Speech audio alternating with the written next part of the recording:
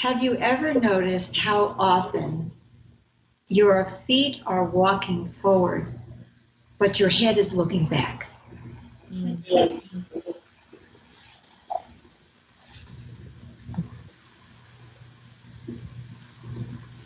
Or alternatively, your eyes are looking forward, but your legs are walking backwards.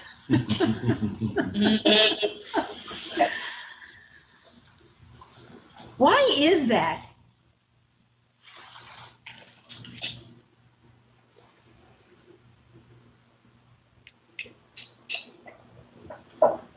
It's so ironic because we can't be anywhere but in the now anyway, no matter how unenlightened we are.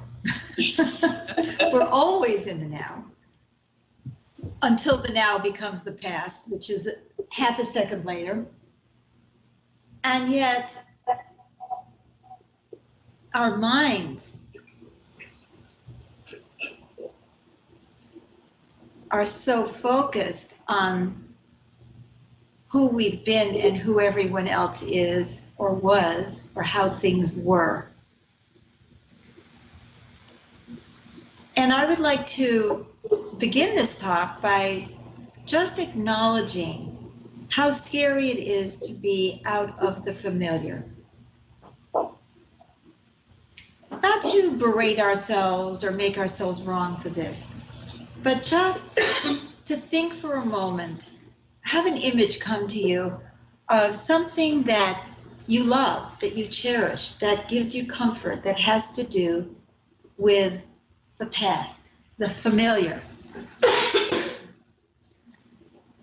Christmas when you were 5 years old.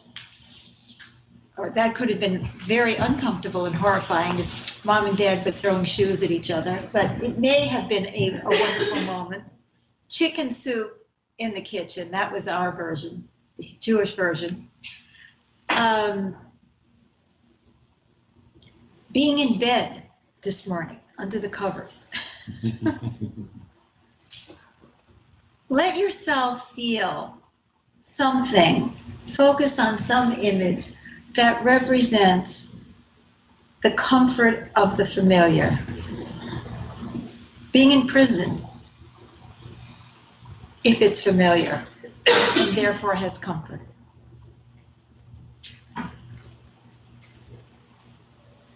Take your time and let an image come to you.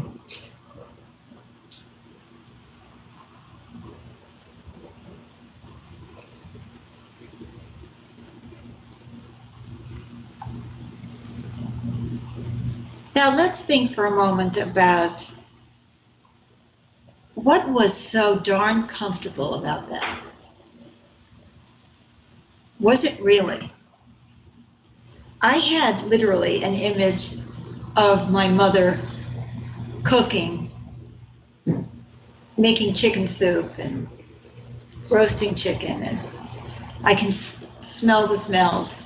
And I was very young. Well, not very, but I mean like 5, 6. And it's so familiar. And it gives me that flash of feeling of comfort. And yet when I think about it, how was my mother really feeling that day? Probably tired. What was she thinking about? The children, the bills. Was my father gonna be able to sell something, and was there gonna be chicken again tomorrow? I don't think she was that relaxed. I don't think it was as comfortable for her as it was comforting to me. And what was my father doing at that time? We lived in New York City. He was probably driving around trying to sell to hardware stores, full of anxiety. I mean, if I was 5 or 6 at that time, my father had a nervous breakdown when I was 6 years old. That didn't happen overnight.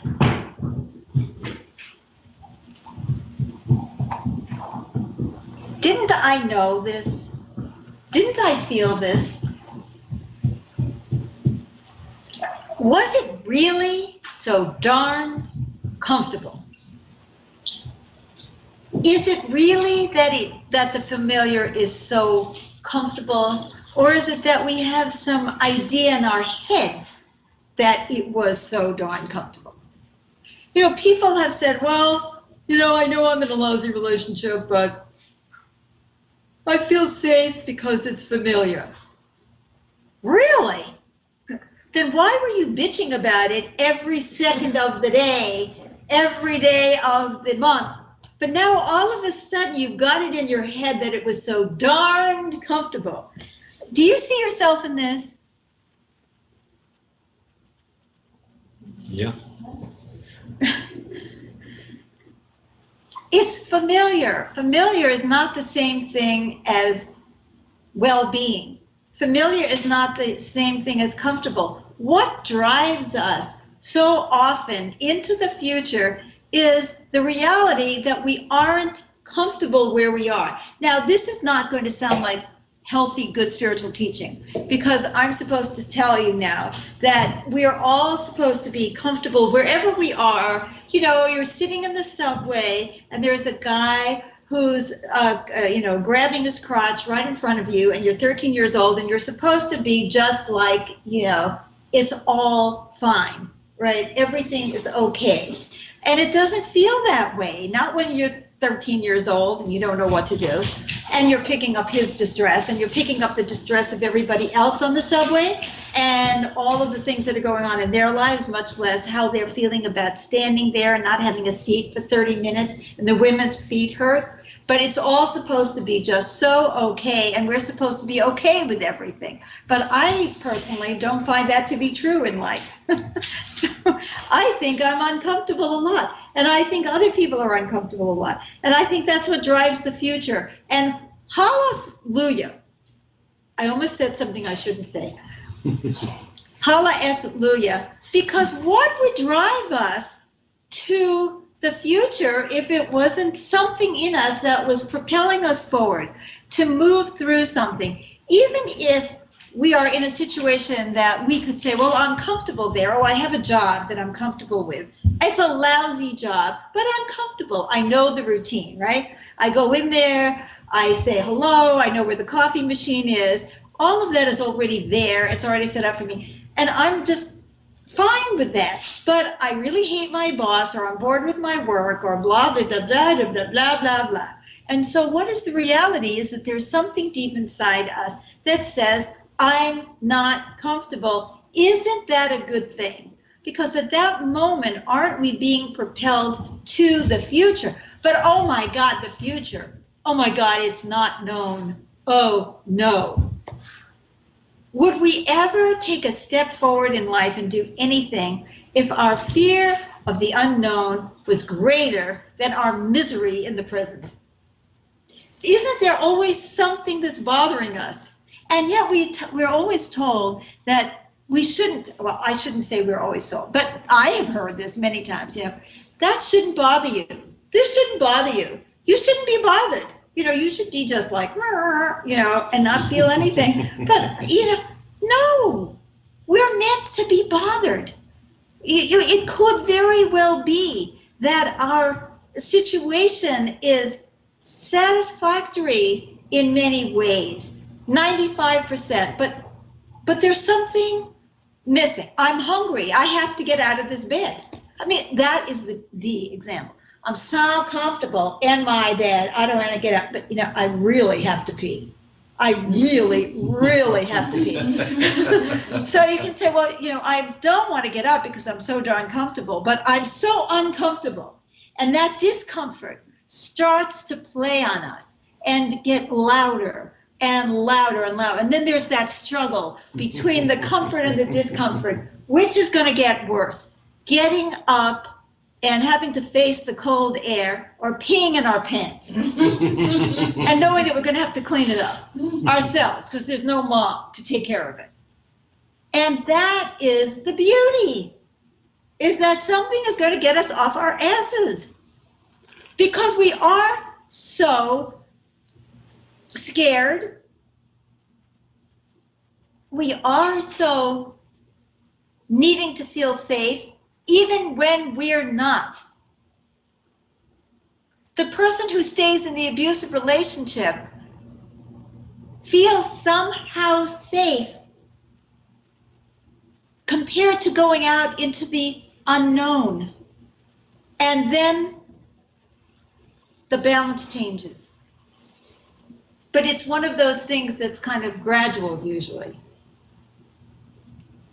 So now let's take a look at something from our present life that we have been attached to, or something that is still in our present life, it may be also from the past, that we have been attached to that's really darned uncomfortable.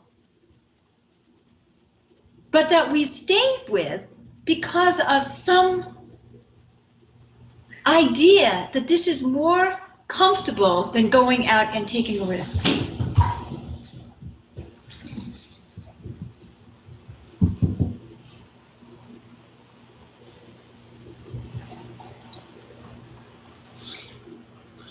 And can we laugh at ourselves? Is anybody else here identifying something? Yes. Yes. Can we like look at each other, connect to each other and say, what am I thinking? What am I thinking? Now, I'm not saying they're doing it.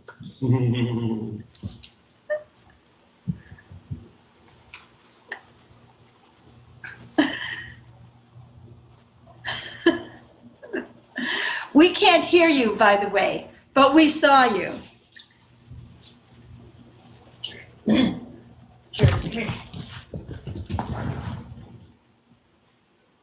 Now, sometimes our discomfort is a sign that we should stay where we are, right? Isn't that another kind of discomfort? There's a kind of discomfort that is supposed to tell us to go, go, go.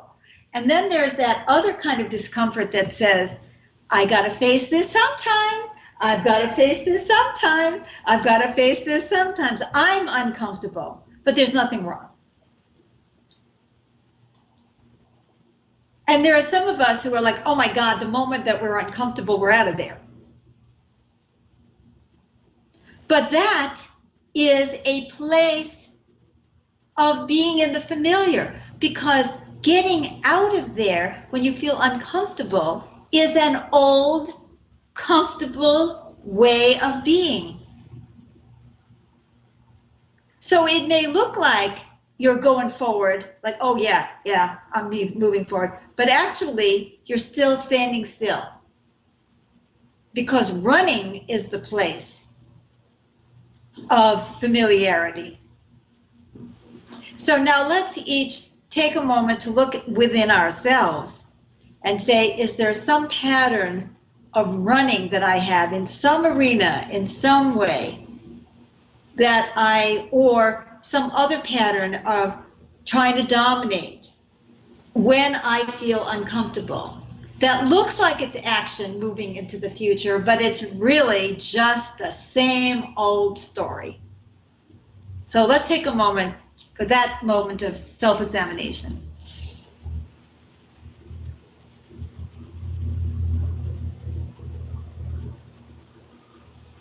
Now this is making me feel very uncomfortable, because I'm looking at myself and I don't like what I see.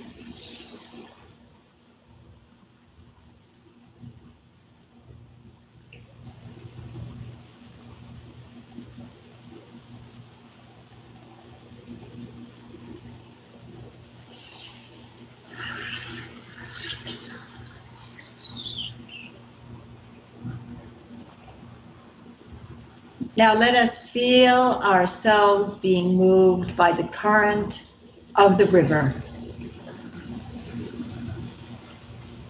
Relaxing into our raft. A raft is okay on the river? Yes. Okay, I'm getting the yes from the rafters. Huh? Much better than Much better than a kayak, okay. A raft going down the river.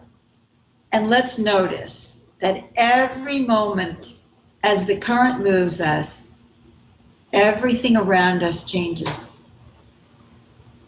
We are never in the same place ever. And yet we're still centered in ourselves. Feel the peace of that. We're not in the rapids right now. We're just going down the river. Feel that. And now I'd like you to say with me these words. I can be moved. I can be moved By the current. by the current And stay centered in myself. and stay centered in myself. Feel that now. Feel 2014 upon us. Feel that there is a destiny that moves you forward, that you don't have to control, that you can relax into and watch the scenery change and know that the only safety we have is being centered in ourselves.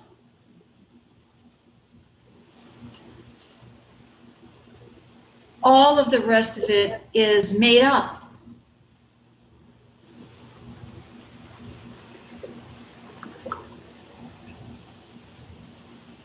And really feel your ability to do that by connecting to this image.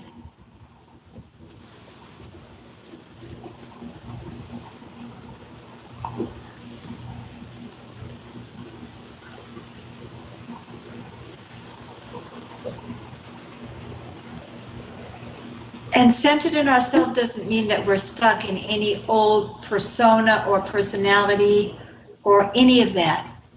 It just means being centered deep within us.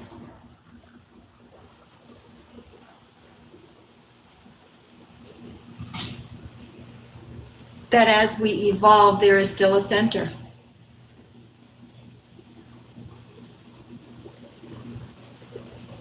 And can we all, at least for this moment, feel ourselves being moved by the current and being relaxed?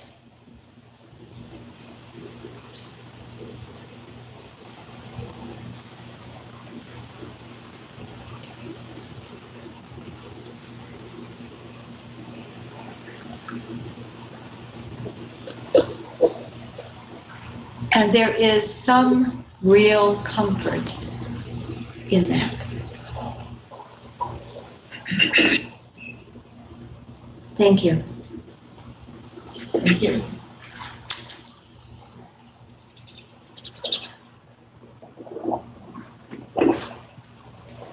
And now, if people would like to share, please do. People up here in Oregon, or people in California, or wherever the other people are. I see Tracy's in Phoenix. I don't know who else is from out of town. I'd like to share.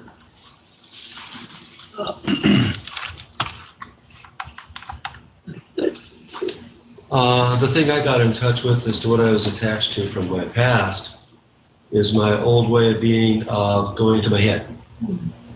That's been my security. When in doubt, go to the head, be logical, be reasonable, and do the tried and true, old proven stuff that I think is always going to work the same every time, but doesn't. And I had an experience of that the other day when Beth asked me to do a session with her where I was to be in the role of an intuitive counselor and then shift into the hypnotherapeutic work. And I kept going to my head and asking the kinds of questions that were coming mentally to me as the way I normally do hypnotherapy, you know. But I wasn't using my intuition. And it was my security to try to do the old stuff, the old proven way that felt comfortable to me, but it didn't necessarily zero in on what you needed in the moment. And it didn't. And you gave me that feedback. And so I was able to shift and shift and shift and shift until finally I was more in a flow, like you were talking about here. So, and then the other thing that came to mind from what you were saying is that releasing agendas. That the other morning, I had a real agenda in my head about things I needed to get done. I've been waiting to get them done. I waited till after Thanksgiving was over. And by God, it's Friday morning, I'm getting those things done. And then Beth says, well, you know, James, I need you to do this. I need you to do this. And I need you to do this because these are pretty time sensitive and I need to get those done today. And says, no. I got this I got to do. I got that I got to do. And so I was pretty bullheaded about it, you know, because I was attached to pushing my agenda. And then through more interactions with her and having made a couple of those calls that I just had to make and nobody was there to answer and I just had to read messages, I finally got the picture that none of this was urgent. None of those things was urgent, but I made it up in my head that by God, I've been waiting to do this since I'm doing it, you know? And, but it was the wrong thing. And what was the right thing was what's the most time sensitive. And so I had to be flexible and shift and go with the flow of the current of the day instead of imposing, dominating, trying to dominate the flow of the day with what I wanted. So there it is. So it was good learning for me, that one too. Thanks, James. Anybody else here in Oregon, if you want to speak, please do, and just turn the Yeah, we'll just turn the laptop. Laptop on We'll be you. seeing it. Well, I want to speak, but I don't necessarily want the laptop to. Well, if you want to Well, speak, though, be a sport. Be a Come sport. on. Okay, I'll be a sport. Yeah, I felt this that. is the stream. It's the stream. Relax, be casual. Come as you are. Yeah, come as you are. Say that. Sure. So I'm just going to pull this forward. Somebody else talking? Is somebody? Yeah, somebody's talking. We're trying to, that if it came out, we're just, You're breaking up. I'm gonna talk to you. It would be better if the person moved in front of the camera and moved camera. So if Oh, I see. they can Okay. fit. Come sit in my chair over here, would you? And then I'll just keep the, yeah, come sit in my chair. So whoever wants to talk can come sit over here and do it that way. Okay. Much better. No So background that- light. yeah. When you started, I thought, oh, brother, she's been reading me all day. Have Can you- everybody hear It's that? funny, I never know what I'm gonna talk about when I start, Okay. never.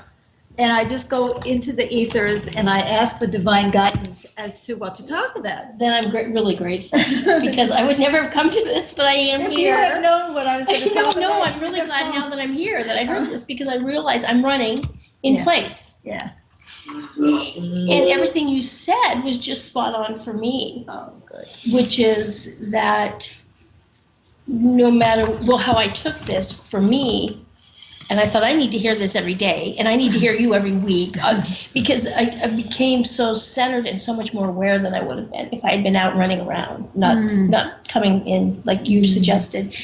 But running is my thing. Although I've been married for years and all that, I try to keep moving. And instead, just by hearing you,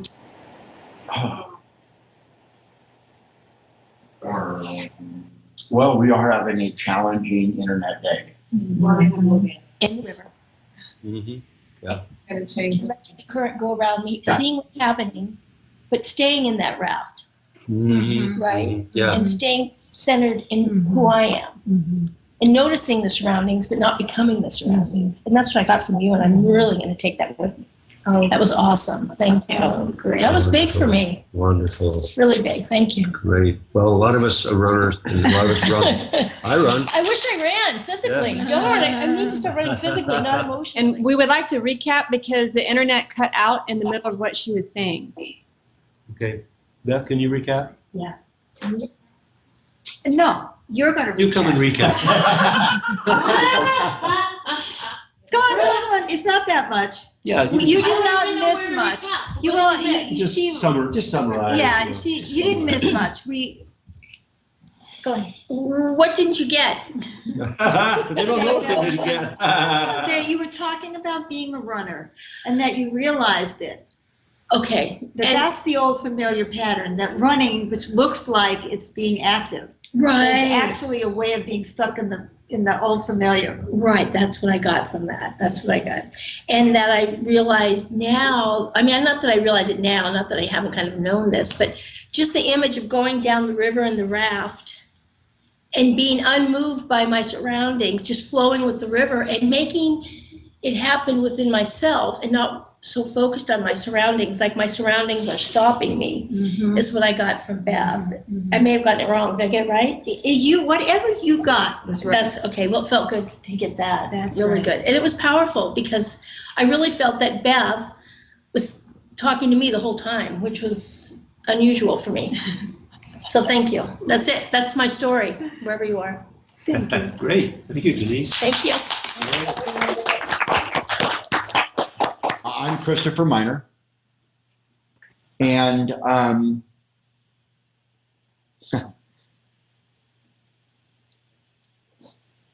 what I was able to see is a couple things, but one major thing is that I can see how I used hopelessness to keep me stuck. And that I couldn't envision the possibilities of something being different, or that things had changed, or maybe there was something different, you know, because I've had a miracle. I started Paxil 3 days ago, and it is absolutely mind-boggling what has happened. And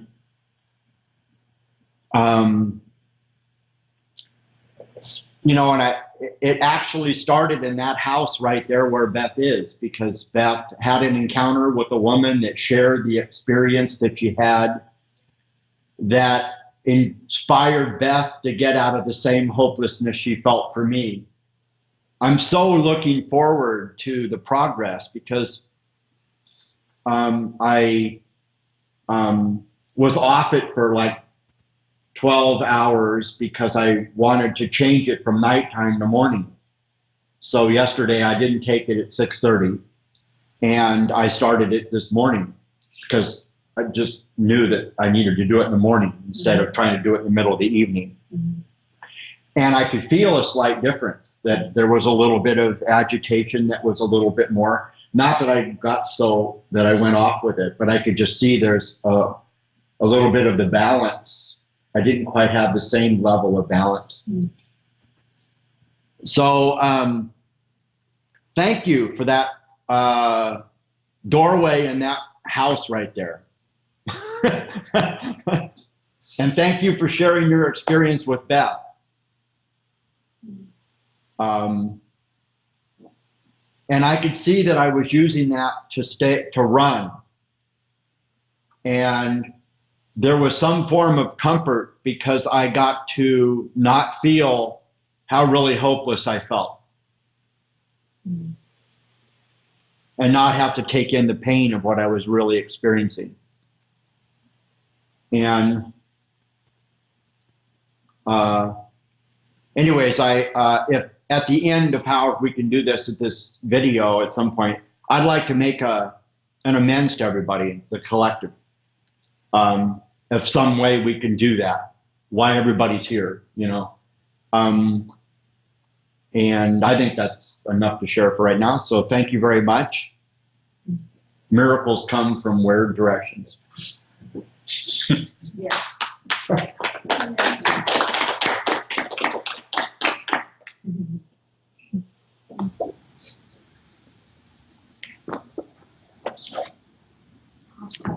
I can go next.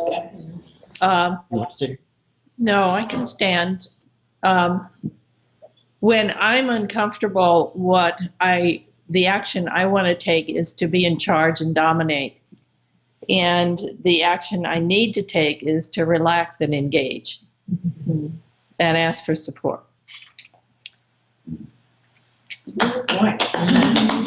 Short and sweet.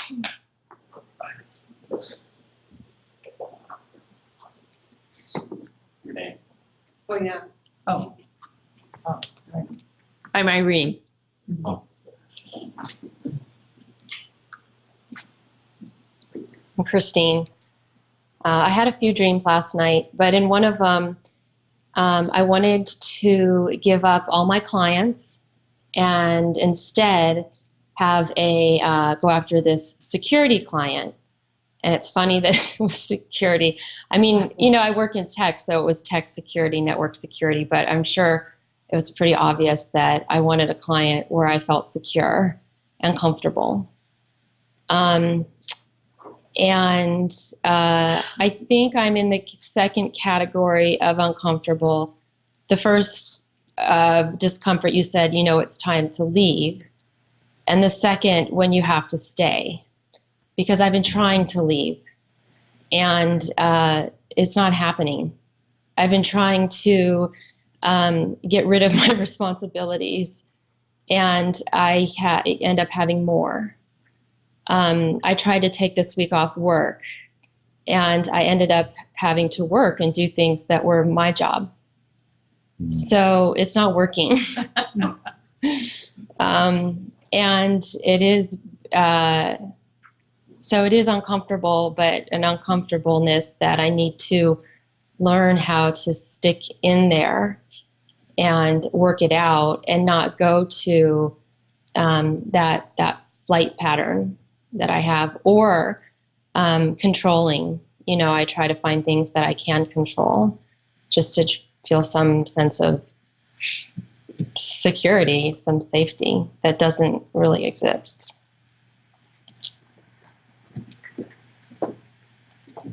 I'm Amy. Can you hear okay? I think I have two opposite things that I do. One is I get busy doing things when I really need to be in touch with what's going on with me, that it gets me out of that realm.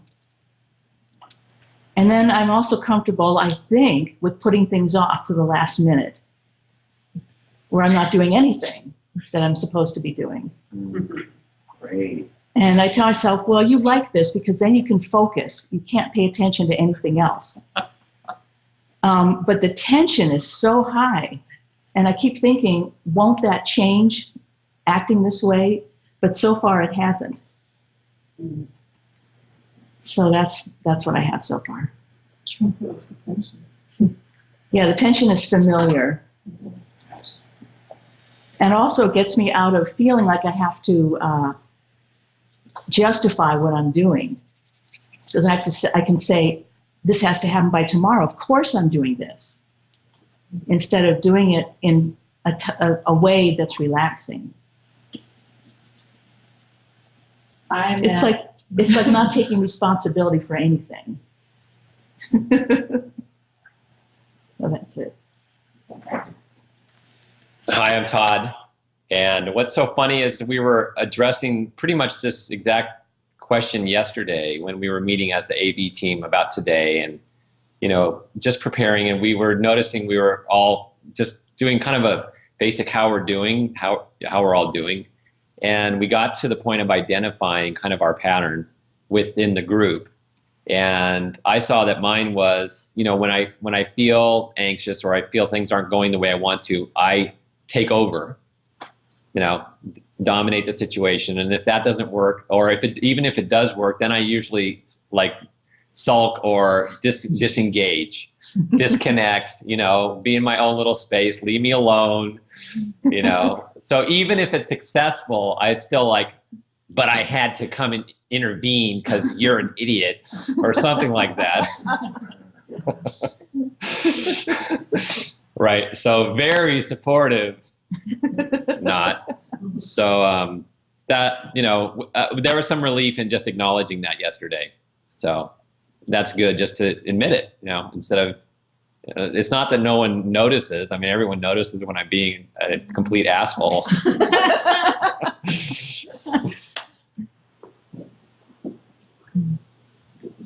Hi, I'm Rose. I'm on the same team. It's part of this realization that my comfort and my way of running is to put things in bite-sized bits. What's uncomfortable for me is when things get too complicated, and life's a little bit complicated right now. Got a stepdaughter back in the scene of my life, our life, and she doesn't quite know what she's doing, and she's trying to figure it out. So I feel like involved in the figuring it out mode. and it's complicated. And then any little more complication on our call or what we're figuring out, and I've got to clamp it down and make it small and make it bite-sized and shut people up even, and whatever, whatever it takes to make me comfortable, because primarily I have to be comfortable. Can't exist with the discomfort. So yeah, that's how I run. And like Irene said, the place to go is in going into the flow and relaxing. And I will find that I can find life force in relaxing, because I have before. I know I can. Thank you. I am now.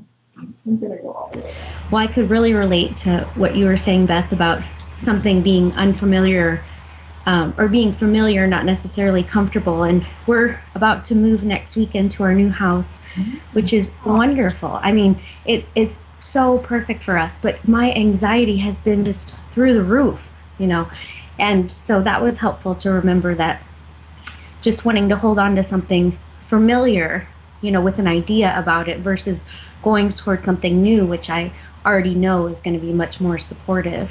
But one thing I've learned in this process was that besides kind of like a paralyzing anxiety, which I get when I become very uncomfortable, I also can become somewhat of a controlling bitch a little bit. If we just want to be honest. I mean, I've been awful, and I see myself doing it, and I have to acknowledge it, but man, I just, I think I'm just trying to, I can't control everything, but I want to. So if I can't control everything, maybe I can control Anand. I can't really I can't really control Anya, but I tried that too and failed miserably. So anyway, I just have noticed that that's kind of the pattern that I've been getting into, being uncomfortable as I'm trying to be controlling. So it's good to notice and just admit it, I guess, and try to relax. And I did do Life Force, and I really think this one will help me too, because it is a good thing. I mean, when I can relax, I can connect to just how blessed we are to be going in this direction. I'd like to share something personal too, which is that James and I are moving after the spiritual service, and after we gather up a few things, we're moving to our next temporary destination, which is in Grants Pass, and that's over the hill. It's about 40 minutes from here, and I've never lived there. And I could see myself wanting to make it work in the places where I had lived before. I wanted Ashland to work, or even though I hadn't spent that much time there, but it was familiar, I'd spent some time there. I wanted to have a house in the Applegate. I wanted to get a house in Talent up Wagner Creek Road. And none of them was right. But you would have thought that they were all perfect and that I was being forced to go into Auschwitz to leave this perfection. And I'm completely freaked out about going to this other place, which actually appears to meet our needs a lot better than any of the other places. But my mind just kept creating more fear because it's all new. And of course, we're going to discover things about this area that we're not going to like. But it's so apparent that our needs are better met there than they are in any of these other places. And what really annoyed me is that we kept looking here, we kept looking here, we kept looking here, and nothing worked. I mean, there were very big problems, like we couldn't get the internet. And since that's how we make a living, that could be a problem. And I wanted to be near a stream because I get a lot of energy from a stream, but we couldn't find a place with a stream and internet and no steps that was even remotely affordable, that was close to this, and it was like maddening. I felt like I was going to explode because I couldn't see how anything was going to work. And then finally, as they say, if you look around and you see walls everywhere, look up. And I kept thinking, Beth, think outside the box. Do. what could that be? So we very slowly and I must say reluctantly considered other alternatives that were not familiar.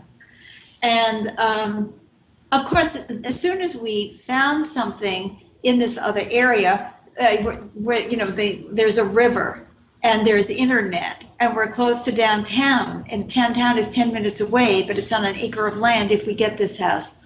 But even the rental, the temporary rental we have is on the river and has the internet and so on. But oh my God, it's in a commercial district, so that feels uncomfortable, And it's, as soon as we had this opportunity open up, so what happens is that everything is going to tell you that it's wrong, right? You can't do that. I mean, so many people said, you can't be moving there. Oh, no, you wouldn't want to move there. And because the people aren't conscious there, like the people are conscious here. I'm not speaking about this house. I'm not naming cities, but I want to tell you there was a lot of it. In fact, this real estate agent we were talking to, in one of the sittings we were considering, she said, well, just do me a favor. She said, I would be your realtor up there if you want, but I ask you, you have to spend a whole day there and see if you really want to be there. Just do me a favor. I mean, that's how negative it was. Then we get this email from a woman that I work with saying, oh, about Josephine County, they have no services. This woman was nearly killed because she called the police and there wasn't anybody there, and this was in the county. I actually kind of know what it's like out in those, and it is kind of like a free-for-all of people getting their own guns. But this is the town, we're not, I lived in a place like that already. I lived in the Applegate, all the way up Little Applegate Road, where you had mountain lions and maniacs. And you know what I'm saying, and people, who would go target shooting every day, and somehow it never even dawned on me there was anything wrong with it at the time. But now we're going to move to Grants Pass. Oh my God, so it was just funny. So how the universe will throw these things at you to make you really come to grips with what you're doing. And that my own mind was conjuring an incredible amount of stress. So I was thinking about myself this morning. I was so embarrassed to be sharing this because I'm thinking, here I am willing to be in the wrong place, in a place that's all wrong for me, rather than venture out into the unknown, the known wrong.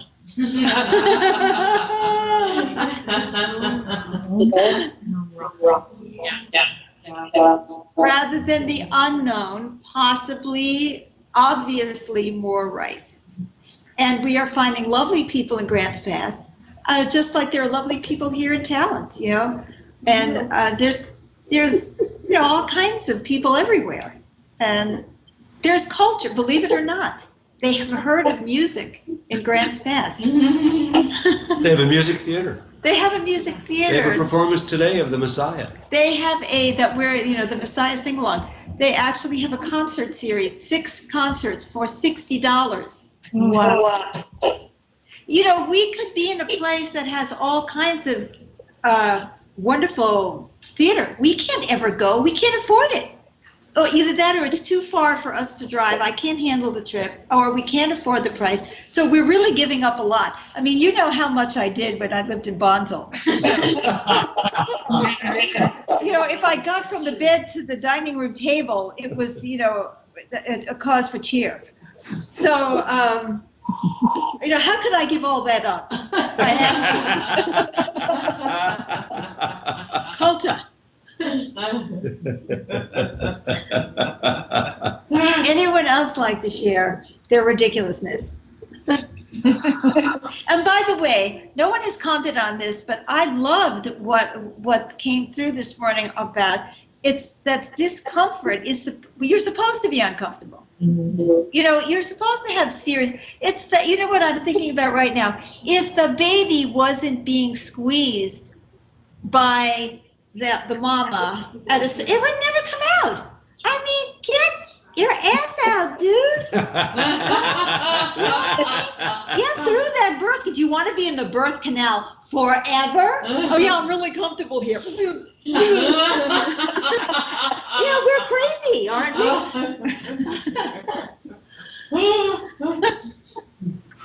Hi, I'm Chris. I'm in Bonzel, obviously.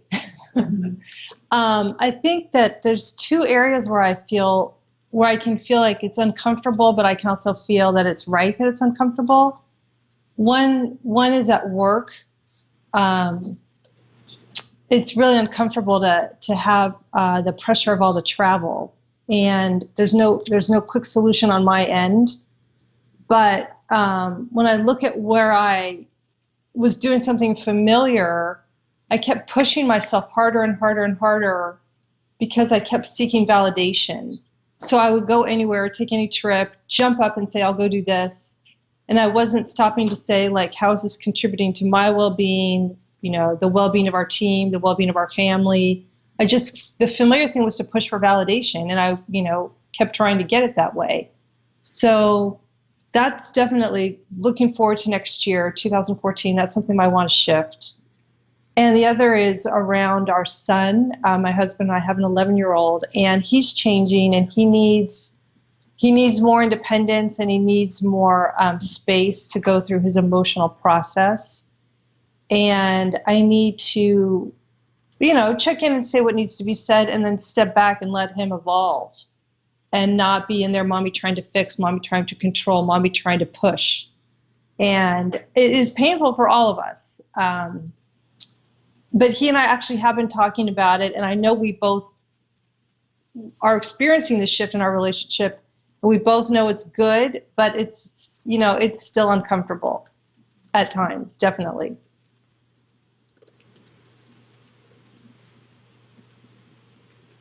Yeah, like having your son cling to you and having to micromanage every one of his emotions was really way more comfortable. I mean, do you hear how even in your sharing, you're forgetting that piece? Pretend that what is familiar is comfortable. And the point that I was making is it's not. No. It's not. And I'm seeing the resistance to this message coming through as I'm not to say that I'm not loving the sharing, but you notice how that's the piece that keeps getting dropped. Yes.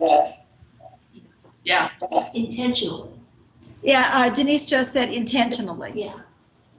So Yeah, what if, consciously, but intentionally. what if everybody that had shared so far would acknowledge that, and we can bring that in? I'll start. Well, or we just bring it in. Okay. Yeah. But I like to acknowledge it. So. Oh, that's not me. Acknowledge it. Tracy, are you Never want to seen go next? True. Or whoever wants to acknowledge something that they're doing that they pretend is comfortable but really isn't. Well, when you were talking about it, I related. I, as a child, would often just be kind of snuggled up on the couch watching television. My mom would be cooking and, doing housework. My dad would be working. My brother was probably studying or running his 8 to 9 miles a day he did for track. But, like you said, I was aware and I felt guilty a lot about how much other people were working and that I wasn't doing anything really. And it would just have me, I think I would just retreat further into that habit, thinking at some point it will bear fruit and I'll feel good, but I didn't.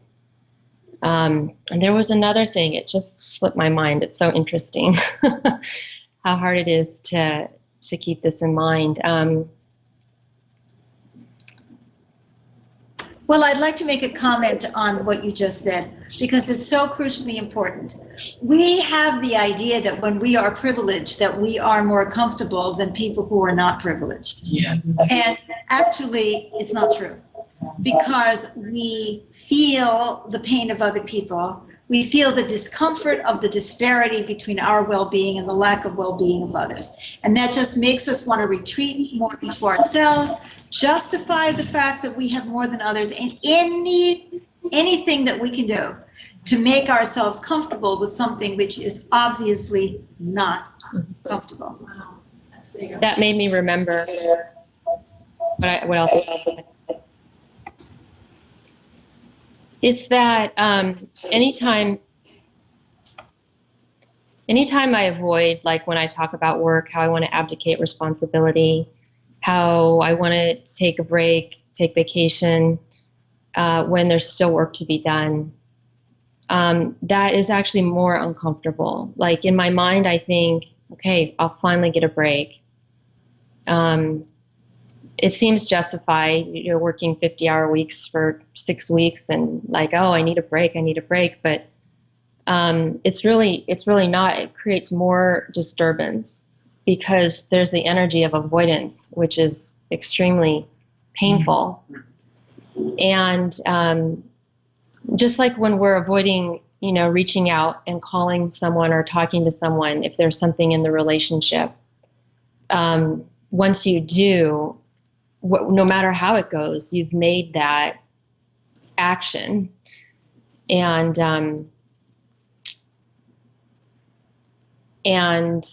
you feel better regardless of how it turns out, because I don't know, it's like there's an impetus, like you're talking about, there's something that's driving us forward.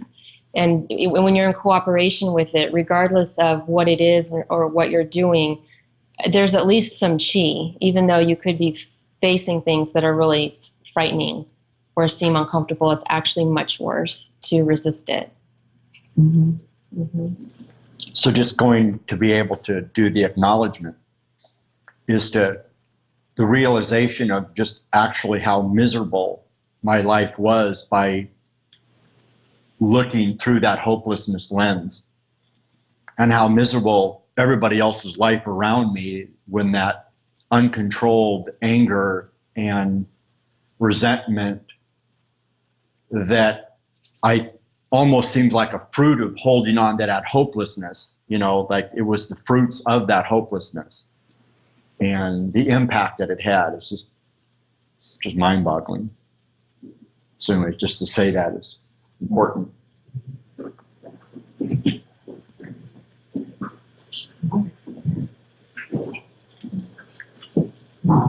Hi, I'm Lynn. Something happened on Thanksgiving that is very related to this. And Helen and I, of course, we've grown up together, so we've been around each other my entire life. And we have very familiar patterns with each other, and we think they're comfortable. And we do a lot of bickering and infighting, and we constantly are taking a vacation from consciousness around each other because we think we're comfortable. And there are a lot of areas where we aren't comfortable. And when we call each other that consciousness, we're very uncomfortable. And of course, that comes out a lot around the holidays, and then other people notice it because they're around. They go, "Have you always acted like this?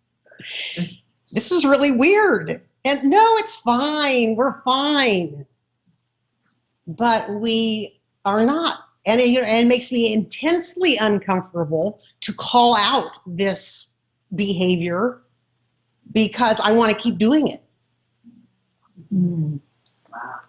So I just did my habitual thing a moment ago. Christopher suggested that the people get up that have, and share from what you were saying about the discomfort, and it seemed too complicated to me. So I wanted that, I didn't want that to happen apparently. So I said, "Oh no, we don't need to do that."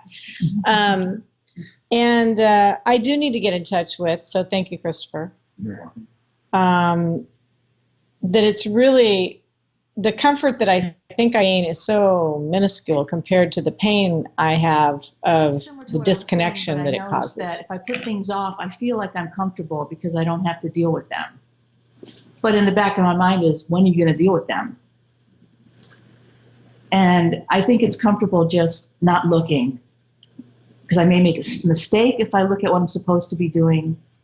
I may discover I'm not up to it. But I tell myself over and over again, it's more comfortable to just zone out, whether it's food, doing other things.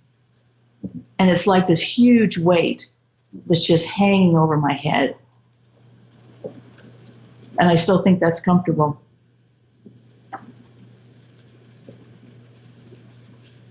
Now that's familiar.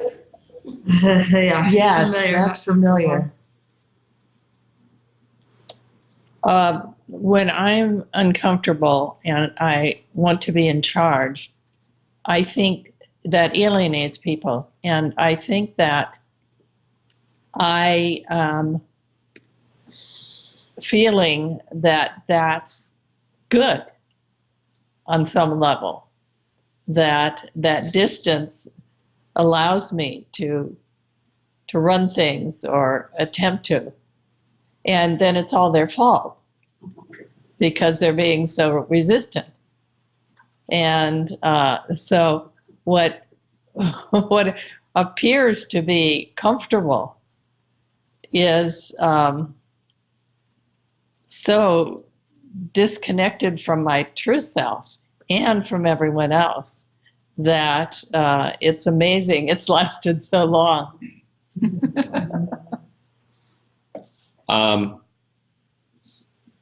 Well, my comfortable pattern of dominating people is definitely not comfortable because it puts a wedge between them and me.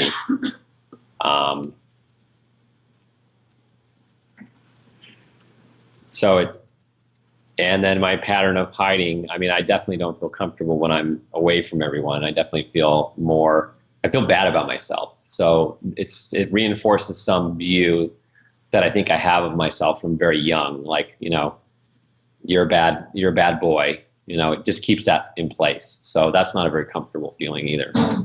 Yeah. Yeah, I'd like to share. My pattern of going into my head and trying to arrange my world according to my concept really gets in the way of what's really going on in the reality of what's around me, but also it alienates me to something. It disconnects me from other people, because instead of relating to what is right in front of me, I'm relating to an idea of what is, or an idea of what should be, or an idea of what I think needs to happen, those kinds of things. And so when I think of my comfort of being in my head, really creates the discomfort of disconnection. Disconnection from myself, disconnection from others. Thank you. Well, I think we need to draw this part to a close. I know that every one of you there could have shared. Thank you for the suggestion, Christopher, that people come back and take a look at that, because I think this brought this much more to life.